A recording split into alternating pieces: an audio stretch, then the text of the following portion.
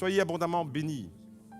L'information centrale de la matinée ce matin, nous la trouvons en 1 Corinthiens, chapitre 3, verset 9. Nous lisons ceci, un seul verset. « Nous sommes ouvriers avec Dieu, vous êtes le champ de Dieu, l'édifice de Dieu. » 3 informations précieuses en un seul verset. Nous sommes ouvriers avec Dieu. Ça veut dire qu'on va travailler avec lui. Nous sommes le champ de Dieu. Ça veut dire que Dieu va travailler dans nos vies. Nous sommes l'édifice de Dieu. Ça veut dire que Dieu va construire notre vie. 3 informations importantes en un seul verset. Il y a déjà tout un programme. Mais ce matin, c'est la partie centrale de ce verset que j'aimerais vous enseigner, et c'est elle qui va retenir toute notre attention. La partie centrale, c'est la phrase qui nous dit « Vous êtes le champ de Dieu ». Et ce matin, eh bien, Dieu te dit « Tu es mon champ ». Un champ que j'aimerais travailler. L'idée centrale qui se dégage de ce verset nous apprend ceci, c'est que Dieu n'a pas fini de travailler dans nos vies. Dieu veut encore travailler notre vie. Dieu veut travailler notre caractère. Dieu veut travailler notre personnalité. Dieu veut travailler notre situation, nos couples. Tout ce que nous vivons, Dieu veut encore travailler. Alors, dis à ton voisin ce matin, Dieu n'a pas fini de travailler dans ta vie, tu es le champ de Dieu. Dis-le à ton voisin, à ta voisine. Tu es le champ de Dieu, Dieu n'a pas fini de travailler dans ta vie. Et j'ai envie de dire, il ne fait que commencer peut-être. Voyez-vous, la vie que Dieu nous offre est comme un champ. La vie que Dieu nous offre, je ne sais pas si vous émerveillez de la vie. Est-ce que la vie vous émerveille encore? C'est merveilleux la vie, c'est quelque chose de fantastique. La vie aurait pu ne jamais exister, mais Dieu a décidé qu'elle existe et il nous a créés. C'est extraordinaire la vie. Eh bien, la vie qu'il nous offre, c'est comme un champ que nous devons garder et cultiver. Toute votre vie, tout ce qui constitue votre existence, votre référence familiale, professionnelle, l'église, la vie spirituelle, la vie émotionnelle, tout ce qui constitue votre vie, c'est comme un champ qu'il faut garder et protéger. Garder et protéger, et cette information-là, on la trouve depuis le tout début de la Bible. Déjà, dans le livre de la Genèse, Genèse chapitre 2, verset 15, il est écrit « L'Éternel Dieu prit l'homme et le plaça dans le jardin d'Éden pour le cultiver et pour le garder. » La toute première chose que Dieu a faite avec l'être humain, c'est de le mettre dans un champ, d'une certaine manière, de le mettre dans un jardin, et il lui confie une mission. Et cette mission, il nous la confie encore aujourd'hui. Tu as un jardin d'Éden, tu as un champ dans lequel Dieu t'a placé. C'est toutes les bénédictions que Dieu t'a données, et tu as la responsabilité de cultiver et de garder ce champ. Vous avez compris, nous avons tous un jardin, si vous voulez, un territoire invisible. Je suis en train de parler d'une dimension de notre vie qui n'est pas simplement un champ matériel, un lopin de terre, mais je suis en train de parler d'un territoire spirituel, d'un champ dans lequel nous devons nous investir, nous devons grandir, nous devons évoluer et nous devons porter du fruit dans ce champ. Ce champ, vous l'avez compris, c'est notre vie. Toute notre vie, c'est comme un champ.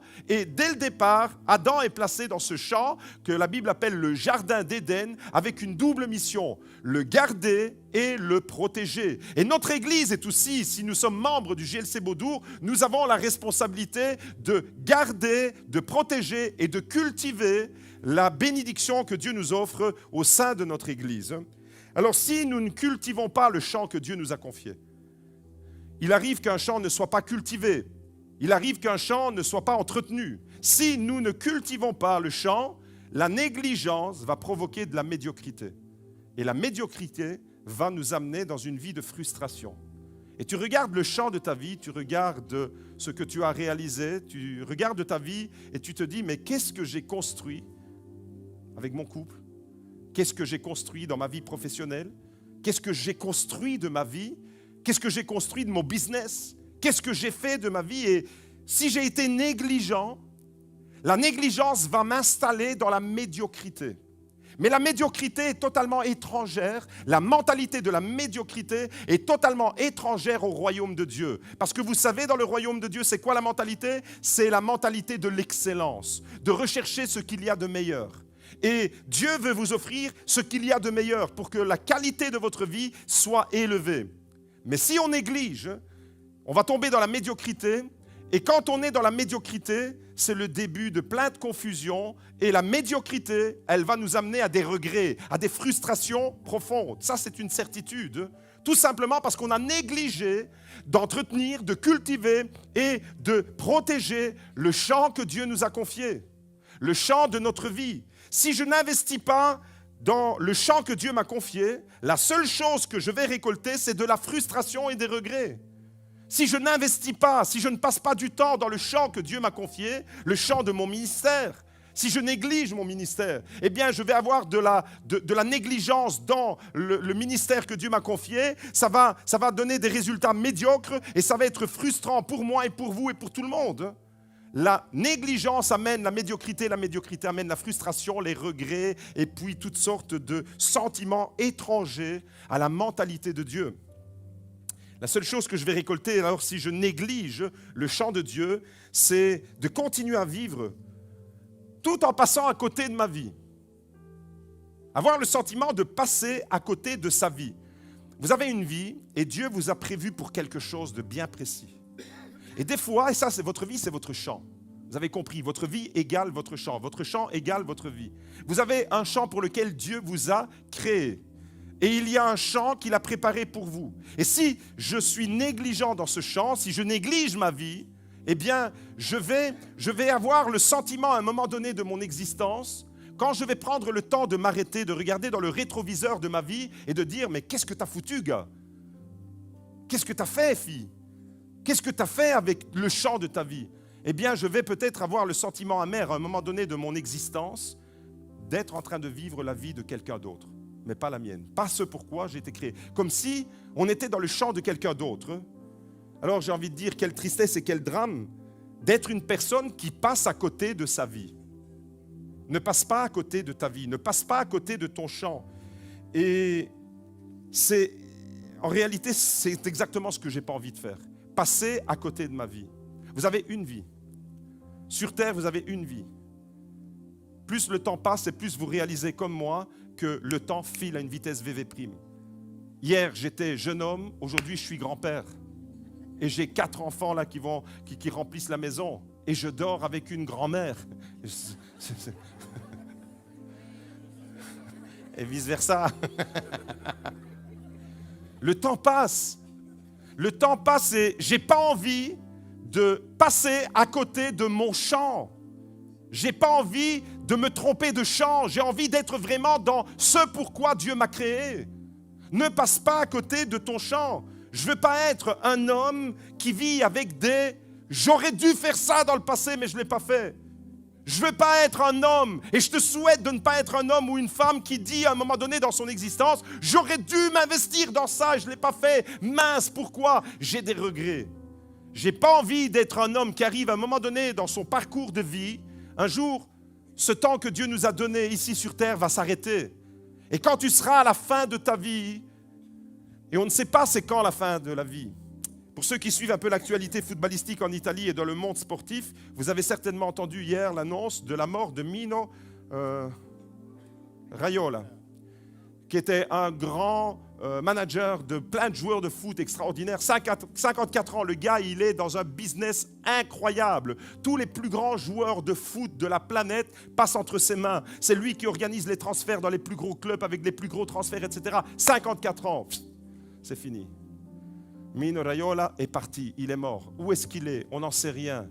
Est-ce que quelqu'un lui a annoncé l'évangile? La vie, elle passe, tu ne sais pas, tu vis à fond dans des trucs, mais tu passes peut-être à côté du champ le plus important que Dieu t'a confié, le champ de ta vie spirituelle. C'est un champ que tu dois investir, garder, protéger. Tu dois porter du fruit dans ce champ. Et j'ai envie de dire, j'ai pas envie alors à un moment donné dans ma vie, me retrouver devant le rétroviseur. Regardez tout ce que j'ai fait, je me dis, mais mince, j'étais pas dans le bon champ. Je me suis trompé de champ. Il y a des fois des petites vidéos humoristiques sur Facebook et sur les réseaux où tu vois un gars en plein hiver, il est complètement mitouflé, il sort de sa voiture et il voit la voiture pleine de neige. Et il commence à gratter, à enlever toute la neige, etc.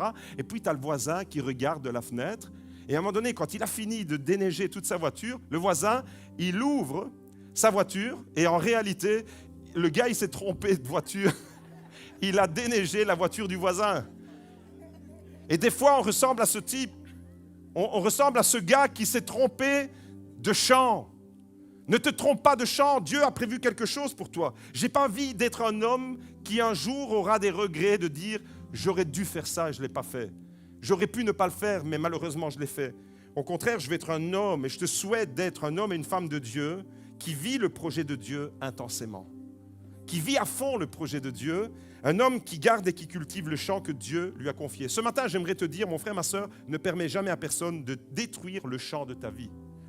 Ne permets jamais à personne de détruire le champ de ta vie. Tu as un champ qui est précieux. Chacun d'entre nous, nous avons un champ extraordinairement fourni de la bénédiction de Dieu.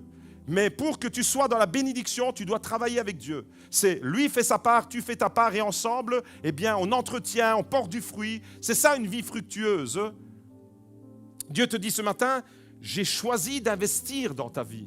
J'ai choisi d'investir dans ton champ parce que je crois en toi. Dieu te dit, je crois en toi. Tu t'imagines? Généralement, c'est nous qui lui disons, Seigneur, je crois en toi. Mais Dieu te dit ce matin, je crois en toi. Je t'ai donné un potentiel, je t'ai donné des talents, je t'ai donné une créativité, je t'ai donné de l'imagination débordante. Imaginez-vous dans le cerveau de l'être humain, toutes les idées qui peuvent se multiplier. 7 milliards d'êtres humains, vous imaginez le nombre d'idées extraordinaires qu'il peut y avoir? Dieu te dit, je crois en toi et je veux investir ton champ, je veux investir ta vie et je veux rendre ta vie féconde, fertile. Alors, mon frère, ma sœur, ne déserte pas le champ que Dieu t'a confié. Ne le déserte pas, au contraire, cultive-le, entretiens-le et porte du fruit. En 2011, Bronnie Ware, c'est une infirmière australienne qui travaillait aux soins palliatifs. Elle a écrit un livre intitulé « Les 5 plus grands regrets des gens en fin de vie ». Cette femme a passé plusieurs années dans les soins palliatifs et elle a pu partager son expérience médicale et elle a écrit ce livre qui est un peu le condensé des dernières confessions que les gens en fin de vie lui partageaient sur les 5 plus grands regrets que les gens qui sont aux portes de la mort ont formulés. Et j'aimerais vous les faire découvrir, les 5 plus grands regrets des gens en fin de vie. Elle a récolté et compilé donc ces regrets et on les découvre ensemble. Premier regret, je regrette de ne pas avoir fait le choix d'être plus heureux. Des gens qui sont là aux portes de la mort, en phase terminale quasi, confiés à cette infirmière, je regrette de ne pas avoir fait le choix d'être plus heureux. J'ai souligné le mot choix parce que être heureux, c'est un choix. Être heureux, c'est une décision que tu prends. Je regrette de ne pas avoir fait le choix. Qu'est-ce que ça veut dire derrière ça? Ça veut dire, je regrette de ne pas avoir choisi une autre façon de vivre. Je regrette de ne pas avoir choisi une autre manière de me positionner par rapport à la vie. Et j'ai vécu peut-être toute ma vie avec le chagrin, avec la peine. Et j'étais une femme ou un homme qui a vécu toute sa vie avec, en dehors de son champ. Parce que le champ que Dieu avait confié à cette personne, c'était le champ du bonheur. Malheureusement, il y a des gens qui disent, je suis passé à côté du champ du bonheur et j'ai été installé dans un mauvais champ. Et je n'ai pas fait le choix d'être dans le bon champ. Premier regret, ne pas avoir fait le choix d'être plus heureux. Deuxième regret, je regrette de ne pas avoir gardé le contact avec les gens que j'aimais. J'aimais des gens et puis la vie a fait en sorte qu'on s'est éloigné. Et quand je relis ça, je plonge dans mes souvenirs d'enfance avec les amis que j'avais et que je n'ai plus vus. La vie nous sépare et puis c'est comme ça la vie. Mais des fois, on ne fait pas l'effort de prendre le téléphone et de téléphoner à quelqu'un, de dire « ça fait longtemps que je ne t'ai pas vu, ça fait longtemps que je ne t'ai pas entendu. Qu'est-ce que tu deviens ?» Même si ça fait des années. Vous savez, je suis en train de vous prêcher, mais moi, pas cet après-midi parce que je suis occupé, mais demain, je vais certainement passer des coups de fil à plein d'amis d'enfance que je n'ai plus vus depuis des années. Parce que Dieu est en train de me parler. Je regrette de ne pas avoir gardé le contact avec des gens que j'aimais. Troisième regret que les gens en fin de vie ont formulé, je regrette de ne pas avoir eu le courage d'exprimer mes sentiments. mes sentiments, ce que tu aimes, ce que tu aspires, tes ambitions, de ne pas avoir et d'avoir vécu un peu toute ta vie avec un frein, et tu ronges ton frein, et tu es là et tu te dis, mais je ne peux pas parce que et tu ne t'es pas exprimé. Et les gens regrettent ça. À la fin de leur vie, ils regardent dans le rétroviseur de leur vie et ils regrettent profondément. Cette femme, pendant des années, elle a travaillé aux soins palliatifs. Ce n'est pas une confession qu'elle a reçue, c'est des centaines et des centaines de patients qui sont passés dans son service et elle a compilé les 5 plus grands regrets qui reviennent constamment chez les gens. 4e regret, je regrette d'avoir accordé tellement d'importance à mon travail, d'être tombé dans un système d'exploitation capitaliste, tu es tout le temps à fond dans ton travail, et à cause de ça, tu n'as pas le temps de t'occuper de tes enfants, tu n'as pas le temps de t'occuper de ton mari, tu n'as pas le temps de t'occuper de ta femme, parce que c'est la société dans laquelle nous sommes qui impose ça, et la société a créé un champ artificiel, le champ du capitalisme. Ce n'était pas le champ que Dieu a voulu. Et les gens se noient dans le travail, les gens se noient dans leur activité professionnelle et n'ont plus le temps de rien. Tu as des enfants et puis un jour tu découvres que tes enfants sont des ados, ils sont en train de se marier et tu te dis, purée, j'ai rien vu passer. C'est la nounou qui a élevé tes enfants, c'est même pas toi. Je regrette d'avoir accordé tellement d'importance à mon travail et de ne pas avoir passé du temps avec les gens que j'aime. Tu as ton business et tu es à fond dans ton business. Et tu es en train de perdre ta famille. C'est ça le regret. Mets les priorités là où elles doivent se trouver avant qu'il ne soit trop tard et avant que tu ne vives avec des regrets comme ces gens-là. Mais le regret le plus souvent partagé, c'est le 5e. Et c'est sur celui-là que j'aimerais m'entretenir avec vous, quoique les 4 précédents entrent parfaitement dans le 5e. Le plus souvent, le 5e, c'est je regrette de ne pas avoir vécu la vie qui me correspondait. C'est un peu comme si les gens avaient vécu une vie artificielle, une vie qui était la vie que quelqu'un d'autre avait calquée pour eux. Je regrette de ne pas avoir vécu la vie qui me correspondait.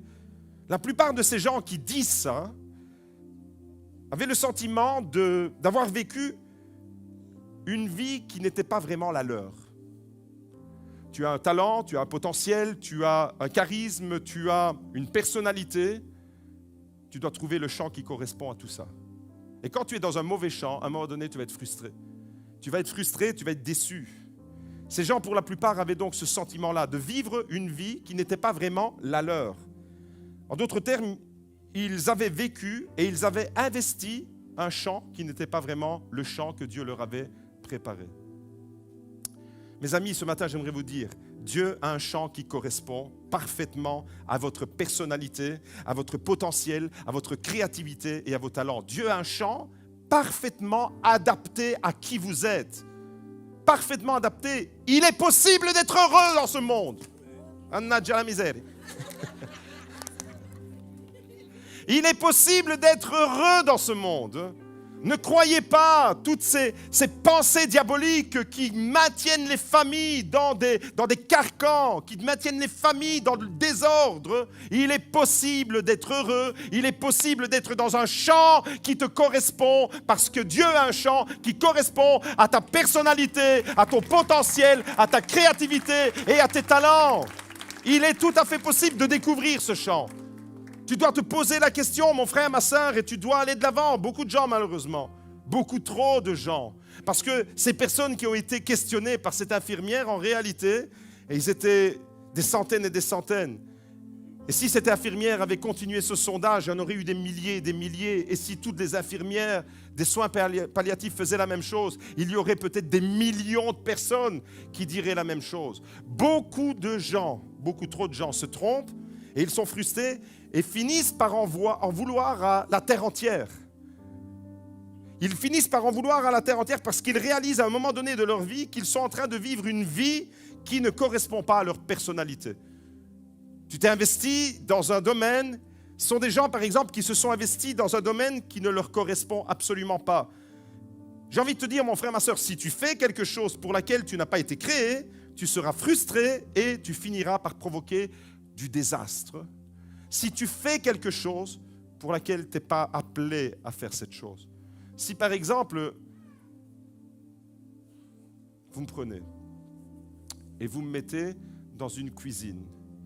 Je vais manger tout ce que la cuisinière est en train de faire. Mais je vais rire. À part des boulets sauce lapin liégeois et des tagliatelles avec des scampi, voilà les 2 recettes que je sais faire, eh bien je mangerai tous les jours. Je serai frustré, je ne suis pas fait pour ça. Si tu es dans un champ, si vous prenez quelqu'un qui n'est pas fait pour la prédication et que vous le mettez à la prédication, à un moment donné, vous réalisez que vous avez fait fausse route. Si vous mettez quelqu'un qui ne supporte pas les enfants et vous le placez comme moniteur ou monitrice à l'école du dimanche, vous retrouvez votre enfant à la fin du culte en rondelle. On est d'accord? Si vous prenez quelqu'un qui n'est pas fait pour un chant, là, eh bien, il va y avoir de la frustration, il va y avoir un désastre qui va être provoqué. Ce chant-là, il ne ressemblera plus à rien. Et le résultat sera complètement désastreux. En revanche, quel gâchis quand Dieu nous confie un chant et que nous n'en faisons rien. Là, Dieu te dit, mais qu'est-ce que tu fais là, mon gars? Je t'ai confié quelque chose. Je t'ai confié là un secteur où tu peux agir. Tu es fait pour ça. Pourquoi est-ce que tu ne t'investis pas? Pourquoi est-ce que tu ne vas pas à fond dans l'appel? Pire encore, quel désastre et quel gâchis quand nous passons la plupart du temps à regarder le champ du voisin pour le convoiter et le jalouser. Ça, vous voulez que je vous donne des témoignages à l'appel? Des centaines et des centaines? Là, normalement, l'Église devrait dire « Vérité, pasteur ». Tu regardes le champ de ton voisin et tu le convoites. Tu regardes la vie de ton voisin, tu la jalouses. Tu regardes la femme de ton voisin et tu la convoites. Le mari de ton voisin, tu regardes sa bagnole et tu la convoites. Malheureusement, beaucoup de gens vivent en convoitant le champ de quelqu'un d'autre alors que Dieu leur a donné un champ merveilleux. Pire encore, avec le champ que Dieu t'a confié, quel gâchis lorsque nous laissons quelqu'un d'autre venir saccager le champ de notre vie. Il y a des gens qui permettent à certaines personnes de s'infiltrer dans leur maison et qui détruisent des couples et des familles. Quel désastre! Alors je te pose la question ce matin, mon frère, ma sœur, dans quel état se trouve le champ de ta vie? Dans quel état se trouve le champ de ta vie? Dans quel état se trouve le jardin d'Éden que Dieu t'a confié? Avant qu'il ne soit trop tard et que toi aussi tu dises « J'aurais dû, j'ai des regrets » ou « J'ai des remords, on aurait pu faire ceci, j'aurais dû faire telle étude, mais je ne les ai pas faites, j'ai des regrets, on aurait pu dire cela, mais je ne l'ai pas dit, on aurait pu aller là-bas, mais je n'ai pas été là-bas, on aurait pu commencer un projet, mais je ne l'ai pas commencé. » Avant qu'il ne soit trop tard et que tu vives avec des regrets et des remords, je te pose la question ce matin de la part de Dieu, dans quel état se trouve le champ de ta vie? Dans quelles conditions se trouve-t-il? As-tu le sentiment que ton champ a été négligé? Pendant des années, tu l'as négligé peut-être. Tu as négligé le champ de ta famille, de ton couple, de tes enfants, de ton ministère, de ton service pour Dieu, de ton investissement dans l'Église. Dans quel état? Peut-être que tu as ce sentiment-là, aujourd'hui, là où tu entends cette parole, tu as le sentiment que ton champ a été négligé, abandonné. Et le fruit, parce qu'on veut tous du fruit, le fruit que tu désirais, tu ne l'as pas obtenu. Et parce que tu ne l'as pas obtenu, tu es frustré. Tu as vu apparaître peut-être dans ton champ des choses que tu n'espérais pas.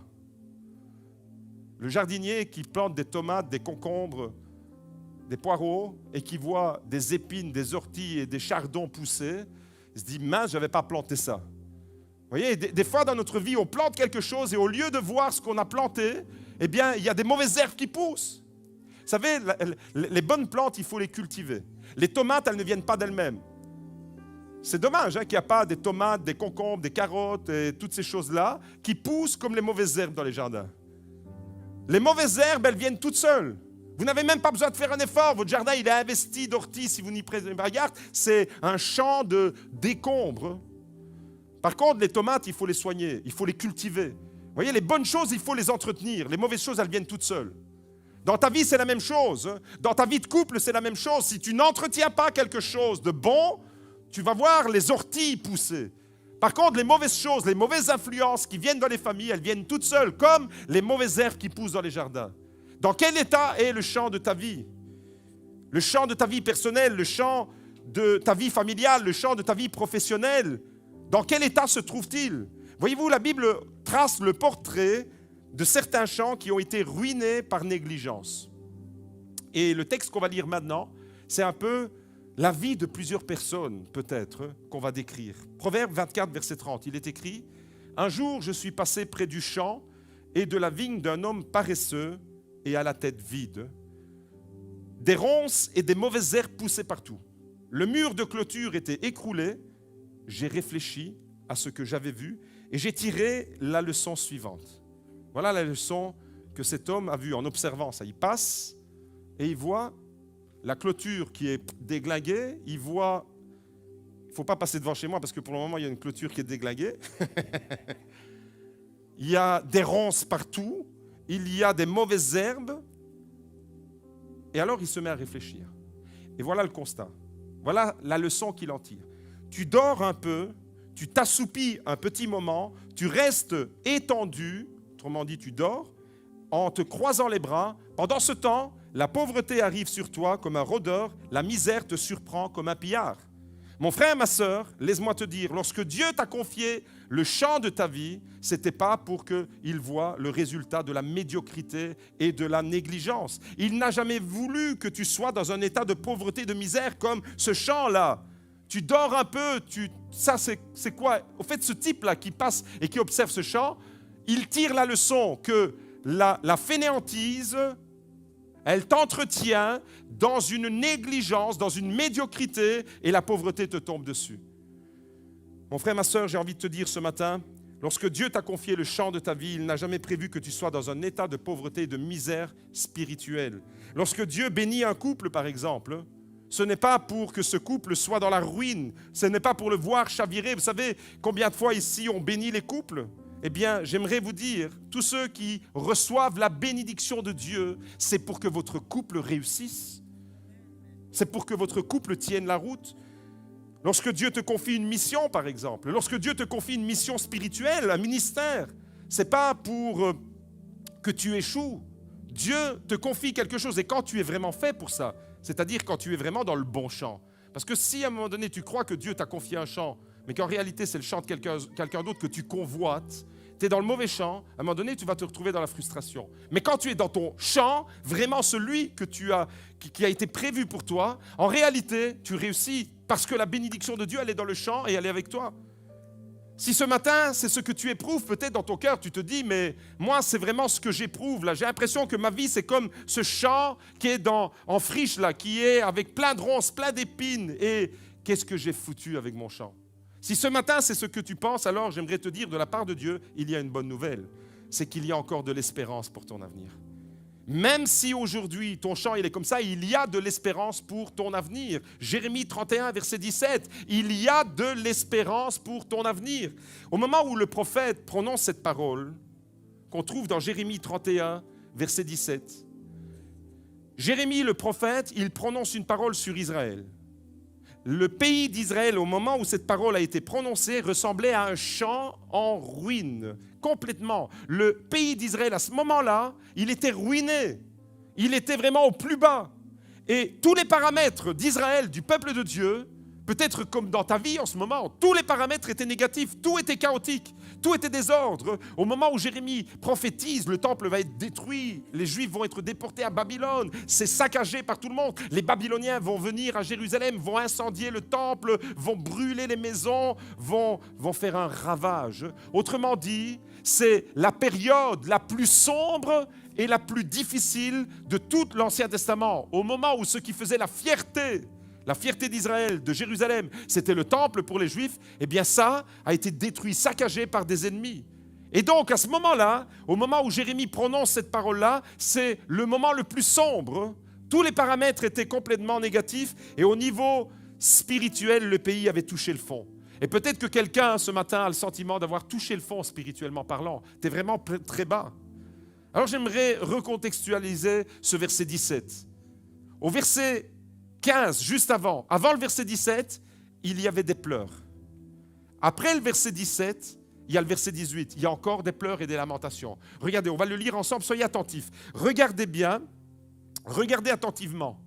Et j'aimerais faire ressortir ce matin que entre les pleurs du verset 15 et les lamentations du verset 18, il y a le verset 17 qui ressort et qui offre une nouvelle perspective. Il y a plein d'espérance pour Israël, même quand le pays est au plus bas. Et ce matin, j'ai envie de te dire, si tu réalises en ce moment que ton chant, le chant de ta famille, le chant de ton couple, tu n'as pas assez passé de temps avec ta femme, invite-la un week-end, va faire un jacuzzi avec elle. Mais oui, je suis en train de me prêcher là, vous comprenez pas ou quoi? Vous comprenez que je suis en train de me prêcher la parole de Dieu?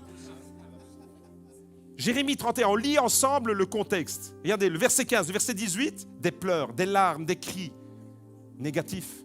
Verset 17, lueur d'espoir. Alléluia, j'aime la lueur d'espoir. Il y a de l'espérance pour ton avenir. Regardez, on lit ensemble. Verset 15. Ainsi parle l'Éternel. On entend des cris à Rama. Rama, c'est une localité pas loin de Jérusalem. On entend des cris, des sanglots, des larmes amères. Rachel pleure sur ses fils. Elle refuse d'être consolée sur ses fils car ils ne sont plus.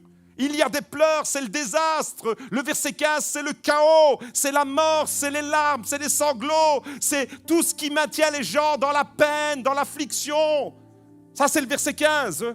Verset 17, lueur d'espoir. On va lire d'abord le verset 18. J'entends Éphraïm qui se lamente.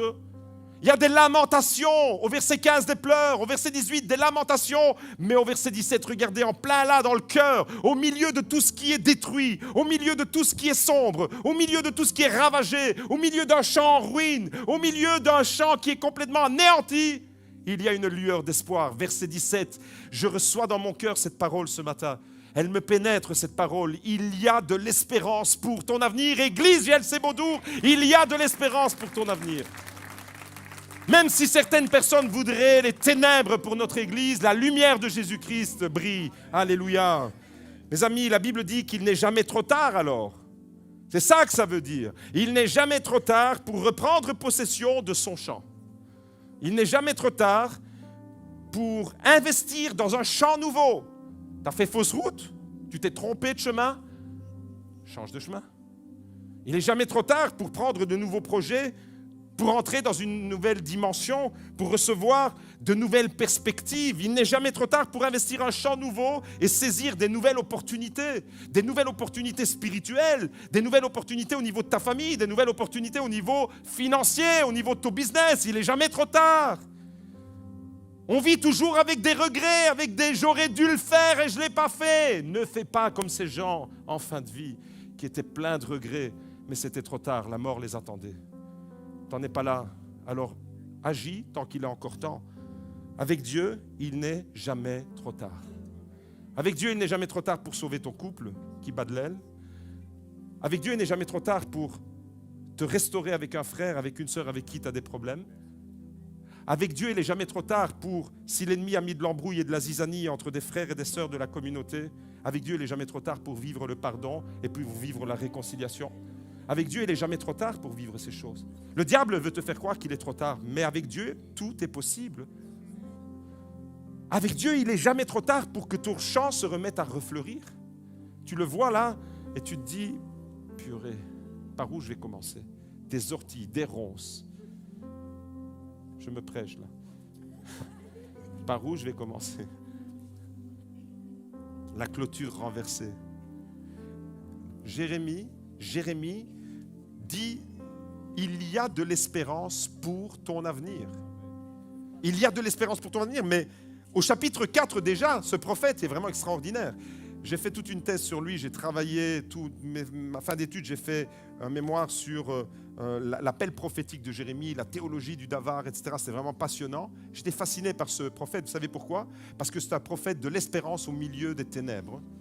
C'est un prophète qui parle de l'espérance au milieu d'un désastre socio-économique du pays. Et déjà au chapitre 4, Jérémie, le prophète, lançait un appel. Au verset 3, il est écrit « Défrichez-vous un champ nouveau et ne semez pas parmi les épines. » Il parle déjà de champ, lui. Au chapitre 4, il te dit « Défrichez-vous un champ nouveau ». Un champ en friche, c'est un champ qui est plein d'épines, qui est négligé, qui a plein de ronces, il y a plein de décombres, plein de détritus. La nature sauvage a pris le dessus. et Jérémie te dit défrichez-vous, c'est-à-dire il est encore possible de te défricher un champ nouveau, mais ne te trompe pas, n'investis pas, ne sème pas parmi les épines. Vous connaissez la parabole de Jésus, on ne sème pas parmi les épines. Alors j'ai envie de m'adresser à quelqu'un ce matin, peut-être qu'il y a ce sentiment. Tu regardes ta vie et tu te dis, mais mon champ, il est en friche. Ma vie, elle n'est pas cultivable. Ma vie, elle n'est pas rentable. Ma vie spirituelle, elle ne vaut pas grand-chose. Ma vie, mon champ, ma famille, mon couple, avec mes enfants, c'est difficile, la relation. Je suis en train de parler à quelqu'un peut-être ce matin. Il est plein d'épines, ce champ que Dieu m'a confié. Il est plein de chardons. Ça va vraiment mal. Avec Dieu, vous pouvez faire quelque chose de nouveau. Alléluia. Avec Dieu, il est encore possible de faire quelque chose de nouveau. Votre champ a été violé comme Jérusalem, qui était un champ qui avait été violé par les Babyloniens. Votre champ, il a peut-être été violé. Quelqu'un en a pris possession. Quelqu'un est venu s'accaparer de votre champ. Quelqu'un est en train de détruire, en train de ronger, en train de détruire le champ de ta vie. Avec Dieu, la restauration est possible. Avec Dieu, c'est toujours possible.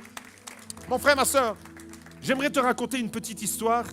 Elle est longue de 2 versets. Vous savez, la Bible, des fois, il y a des grandes histoires, mais des fois, il y a des toutes petites histoires. Une toute petite histoire en 2 versets qu'on découvre dans le 2e livre de Samuel, chapitre 23, au verset 11. Cette histoire nous parle d'un homme qui s'appelle Shamma. Shamma, on découvre son histoire. Regardez, au fait, c'est vraiment une toute petite histoire en 2 versets. On la découvre ensemble. Après lui vint Shamma. Shamma, c'est le fils d'Agé de Harar. Les Philistins s'étaient rassemblés à Léhi et il y avait là un champ couvert de lentilles. Pour ceux qui connaissent un peu la Bible, les lentilles, c'est toujours un rapport avec la bénédiction. C'est à cause d'un plat de lentilles que Ésaü a négligé la bénédiction. Et Jacob se l'est accaparé. Il y avait un champ de lentilles, comprenez, il y avait un champ de bénédiction. Ok ? Alors, on reprend la lecture. Il y avait là un champ couvert de lentilles, couvert de bénédiction. Les Israélites avaient pris la fuite devant les Philistins. Les Philistins, c'est un peuple ennemi. Le champ appartient à Israël, mais les Israélites se taillent. Et ce sont les Philistins qui prennent possession de ce champ. Tous les Israélites prennent la fuite, mais Shamma prit position. Il se place debout au milieu de ce champ et il libéra et frappa les Philistins. Ainsi, l'Éternel accorda une grande délivrance. Amen. C'est fini, l'histoire de Shamma, elle s'arrête là. Après, on passe à autre chose. Une courte histoire en 2 versets. Et je retiens 3 choses importantes dans l'attitude de Shamma. Qu'est-ce qu'il fait, Shamma ? Il y a un champ qui appartient à Israël, sauf que ce sont les Israélites. Les 3 choses importantes. On va les découvrir ensemble. Premièrement, il se positionne dans ce champ-là. Alors que tout le monde est en train de prendre la fuite, tout le monde part comme des cafards qui partent dans tous les sens. Les Philistins, peuple ennemi d'Israël, est en train de profiter de la bénédiction qui normalement était prévue pour Israël. Le champ appartient à Israël, c'est les Philistins qui l'exploitent. Tout le monde fuit, sauf Shamma. Shamma va faire 3 choses importantes que je t'invite à faire dans le champ de ta vie. Premièrement, il se positionne. La Bible dit, il se met debout au milieu du champ. Et ce matin, j'aimerais vraiment t'inviter, mon frère, ma soeur, à te mettre debout dans ton champ. De ne pas rester affligé par terre. De ne pas rester dans tes larmes, comme ce texte de Jérémie qu'on a lu. De ne pas rester là, au bord du chemin, en train de pleurer sur ton sort. Tu peux te relever, tu peux rebondir, tu peux te mettre debout au milieu de ton champ, au milieu de ta famille, au milieu de ton église. Et c'est exactement la première chose que Shamma fait. Il se positionne debout au milieu de ce champ-là. Deuxièmement, la Bible dit qu'il va libérer le champ.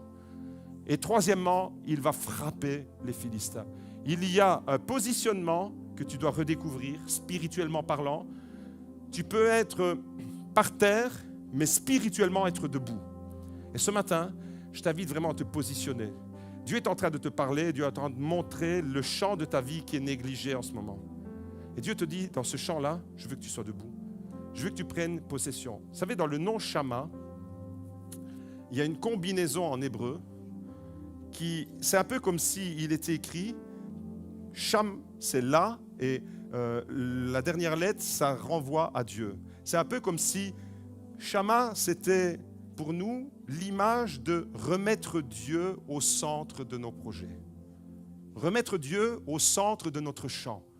Il y a combien de gens qui ont négligé la vie spirituelle en famille? Ne sois pas étonné si ton ado, après, il part à la dérive. Tu as négligé la vie spirituelle de tes enfants. Une fois qu'ils sont ados, ils vont vouloir prendre le large. Ne vis pas avec des regrets. Reprends ton champ. Remets Dieu au centre de ta famille. Réinvestis. Prends le temps d'imposer, même à ceux qui dans ta maison ne veulent pas, la prière avant le repas. C'est déjà un petit truc, mais ça peut déjà être une grande chose en perspective pour ton enfant. Shammah, il va se repositionner. Shammah, il va mettre Dieu au milieu, il va libérer son champ. Et ce matin, il y a quelqu'un qui doit libérer son champ. Cette histoire, voyez-vous, elle me replonge dans un souvenir d'enfance. Aujourd'hui, je suis un peu nostalgique et je pense beaucoup à mon enfance. Ça me renvoie en Italie. J'étais enfant, j'étais en Italie avec mon père et mes oncles là-bas. Et en lisant cette histoire de 2 Samuel 23 avec Shammah, ça m'a ramené à ce souvenir-là. En réalité, je me souviens que des voisins avaient pris possession d'un champ qui appartenait à un de mes oncles. Vous savez, là-bas, mon oncle vivait, je crois que c'est celui qui habite à Liège ou en Allemagne, peu importe, un de mes oncles qui vivait à l'étranger, il avait un champ là-bas, il ne vivait pas en Italie. Et donc, les voisins, qu'est-ce qu'ils ont vu? Ils ont vu un champ qui était juste à côté de leur maison, et tout doucement, ils commençaient à grappiller du terrain et à agrandir leur maison sur le champ de mon oncle.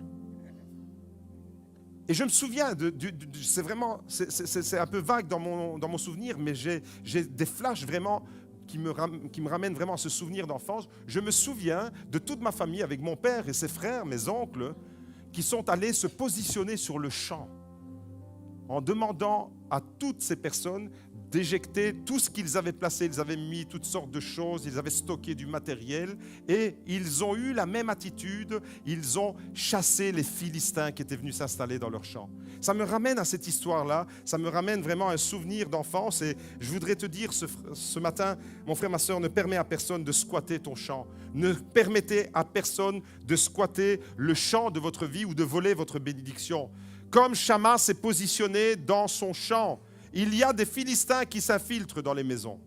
Il y a des Philistins égale ennemi. Il y a des Philistins qui s'infiltrent dans nos champs, dans nos maisons et qui ravagent nos familles. Une mauvaise connaissance de ton enfant et voilà, le voilà embarqué dans toutes sortes de choses qui peuvent l'amener à la dérive. Il y a des Philistins qui s'infiltrent comme ça dans les familles. Savez-vous pourquoi Shammah s'est démarqué de tous les autres Israélites? La Bible dit que tous les Israélites prirent la fuite, sauf Shammah, un homme. Ce matin, si même il y a un homme qui le fait, ma prédication n'aura pas été vaine. Ce matin, s'il y a une femme qui le fait, ma prédication n'aura pas été inutile. Shammah, un seul homme, tous les Israélites prennent la fuite. Tous, on les chocotte devant les Philistins, sauf Shammah. Pourquoi Shammah s'est-il démarqué par rapport à tous les autres Philistins, par rapport à tous les autres Israélites, pardon?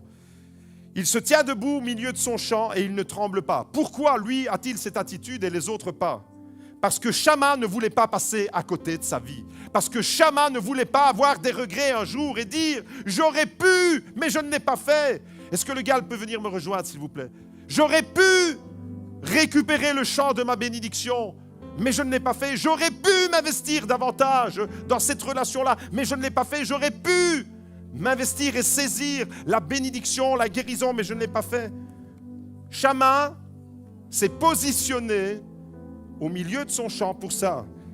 Il ne voulait pas se retrouver un jour, comme toutes ces personnes en fin de vie, et dire « Je regrette de ne pas avoir essayé. J'avais une bénédiction et je me la suis laissée voler. » Il y avait quelque chose de beau que Dieu était en train de faire dans ma vie. Et j'ai autorisé un Philistin de venir s'installer et de ravager mon champ. Shammah ne voulait pas en arriver là.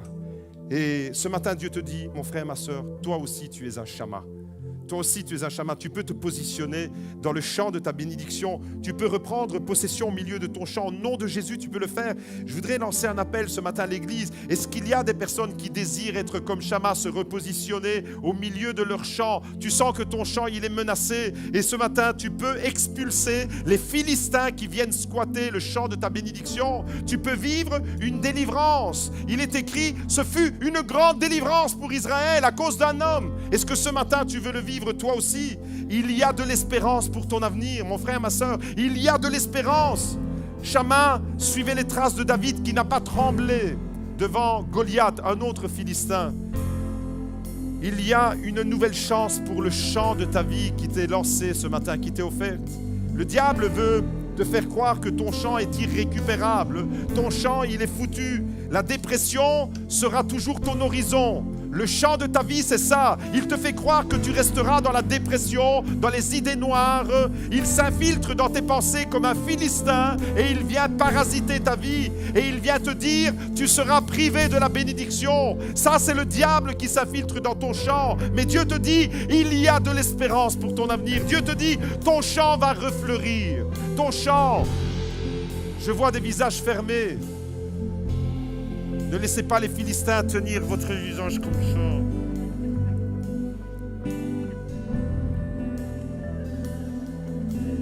Il y a un message d'espoir ce matin.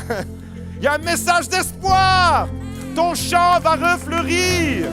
Ton visage va être illuminé. Proverbe 10, verset 22. C'est la bénédiction de l'Éternel qui enrichit et elle n'est suivie d'aucun chagrin. Vous savez, il y a quelques années, j'ai prêché sur ce texte. Le dimanche matin, j'ai prêché sur le même sujet. Et il n'a pas fallu attendre longtemps pour voir la mise en pratique de quelqu'un dans l'église. Dimanche matin, je prêche comme aujourd'hui. Lundi matin, chez les Carozzo, Magda se lève la première. À l'époque, on avait les 3 enfants qui vivaient à la maison. Daniel et Elisa n'étaient pas mariés. Tout le monde était là. Magda descend la première. Et elle va se positionner dans la cuisine. Et dès que les uns après les autres sont descendus, elle a commencé à dire, elle a attendu, si vous voulez, que tous les Philistins de la maison descendent. Et à un moment donné, elle a dit, c'est fini, je reprends possession de ma cuisine. Mon pasteur a prêché hier et je mets en pratique cette parole. Foutez le camp, bande de Philistins. Et il y avait Gianni, Elisa, Daniel et moi. On s'est sentis comme des Philistins dans la cuisine de Magda. Je vous assure, à partir de ce moment-là, elle nous a rendu la vie compliquée. Dès qu'on laissait traîner un verre, une serviette, quelque chose. Philistin, qu'est-ce que tu fais là? C'est vraiment bizarre d'avoir le sentiment d'être chez soi et d'être considéré comme un Philistin dans la cuisine. Mais Magda a repris possession. Alors elle a gagné une bataille. Mais elle n'a pas encore gagné la guerre, je vous rassure. Parce qu'elle a encore du travail, malheureusement. J'ai envie de vous dire ce matin, comme Shamma, tu peux reprendre possession de ton champ. Comme Magda, tu peux reprendre possession de ta cuisine.